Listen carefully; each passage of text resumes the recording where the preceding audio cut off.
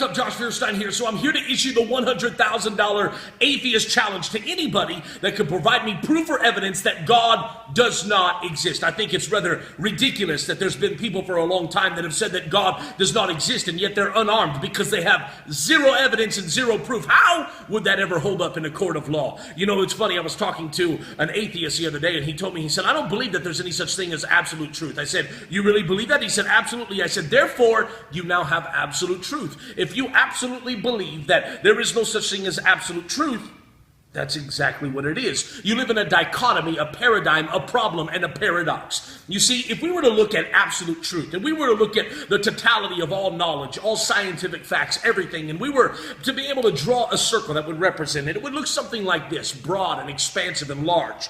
And yet it is that if you were to draw a circle of everything that you know, every experience, every scientific fact that you've ever learned, whether in school or study, it would probably look something more like this.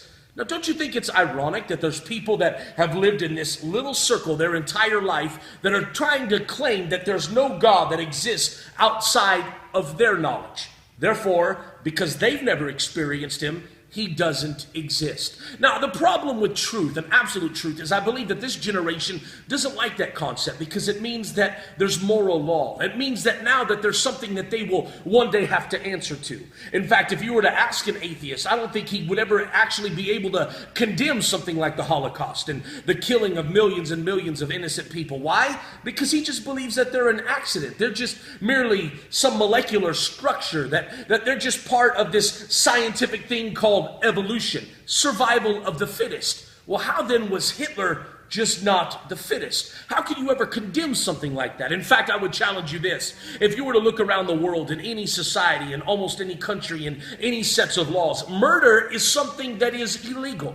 Why is it something that is illegal universally? Because man knows it's wrong to murder someone else. If we were just some biological concept as far as a human being and a man, how would we have that knowledge except that the Bible says that God writes those precepts upon our hearts? How is it that every society around the world would agree that murder is wrong? In fact, I guarantee that if there were no laws and no government, that you would feel wrong inside of you killing somebody. Why?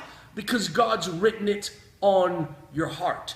That is why Jesus is the absolute truth. He is the way, the truth, and the life. And I challenge you today to have an honest conversation with him. Maybe for a long time you've kind of put him out of your mind because to think that there might be a Jesus might mean that there's a heaven or there's a hell or that there might be some Bible or some law or some book or some set of rules that you might have to live up to. But I challenge you today, if your eternity depends on it, to look into it, to have an honest conversation with God and ask him genuinely in your heart that if he exists, that he would show himself to you, that he will allow you to feel him. I promise you this, within my little realm of experience, I've experienced that love, mercy, and grace, and I want you to as well. So God bless you. Please take a moment, help an atheist out by simply clicking share on the side or the bottom of this video. Maybe this little bit of truth would get to them. The last video, 65 million views. We had hundreds, if not thousands of emails from atheists that converted. Why?